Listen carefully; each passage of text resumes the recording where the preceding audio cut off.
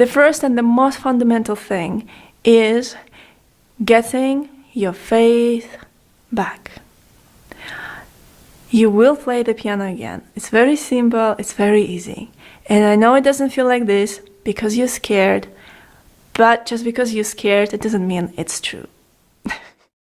Get your faith back. You will play again, and every single step in this journey will lead you to that place. Again, if you don't have it, be honest with yourself. If you believe that you will not play it again, then anything that you read on the internet, everything that you're gonna try to do is gonna serve you only as another proof that you will never play again. So be very, very, very careful about your attitude. It is very important. If you're there, then we go to the next step. Remove yourself away from dangerous situations, events, relationships, places where you feel insecure, unsafe, rejected, places that trigger you. Want that peace, want that tranquility, prioritize this inner peace and calmness in your life. If you are there, then again, move on, guys. So the next thing is knowing and appreciating the fact that stop playing is absolutely fine. In fact, you need to stop playing for now. It's not permanent. You will come back to playing your favorite pieces again, but you need to have that break to also disconnect your brain from those all those old sensations, not safe sensations that led you to have focal dystonia. So it's okay not to play. I didn't play for 4 or 5 years. It's fine. Then, if you also done that, the next step is when you come back to playing, do not play classical music.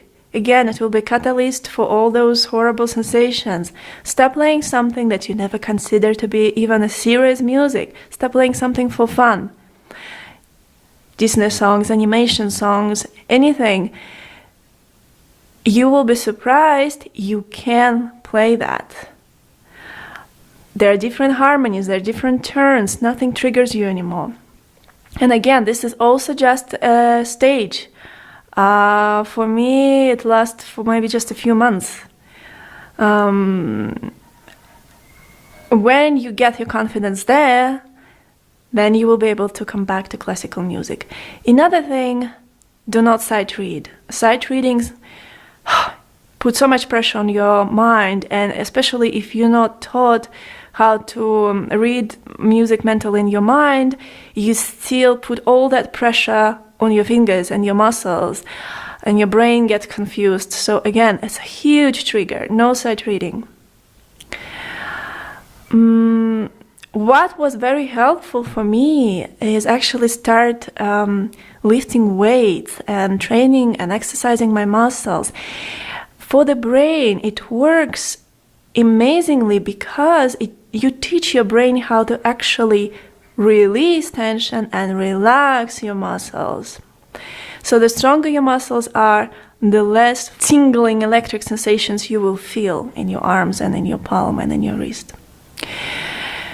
Paradoxically, right? Because you would think, well, my mind already thinks that my muscles are overwhelmed. Why would I train them more? Why would I try to tense them more? So that was a great help. I did it a lot. If you followed my channel, I actually started my channel right after healing myself in 2013, and my first pieces of choice were first Etude by Chopin, then number 4, then number 2, the most challenging ones, and I was just exercising all the time. It was helping me a lot. And again, also, I remember when I came back, when I started actually playing classical music, I even had my little routine. Again, talking about faith, I would pray. I would be so grateful that God, Creator, let me play again. And then I would practice maybe 1 minute, maybe 2 minutes, but I didn't feel any sensation. So it didn't really matter for me how long I was able to play. Even 2 minutes for me was so healing, because in those 2 minutes I didn't feel any focal dystonia. And again, after those 2 minutes become 5 minutes, and then 10, and then it becomes hours, and it was fine. It's very important to mention here is that you cannot come even after following all of this, you cannot come back and play the piano with your previous sensation, with the previous sensation in your mind and in your arms.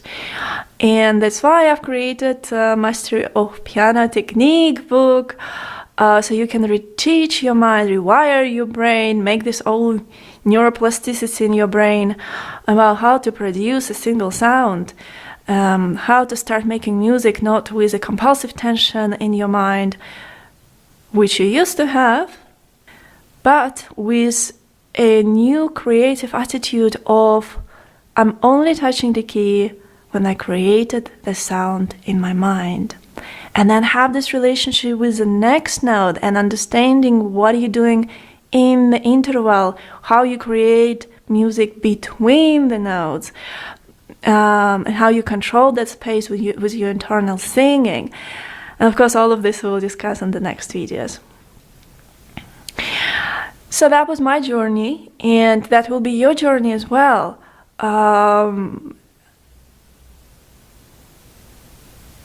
I just know that, so you should know too.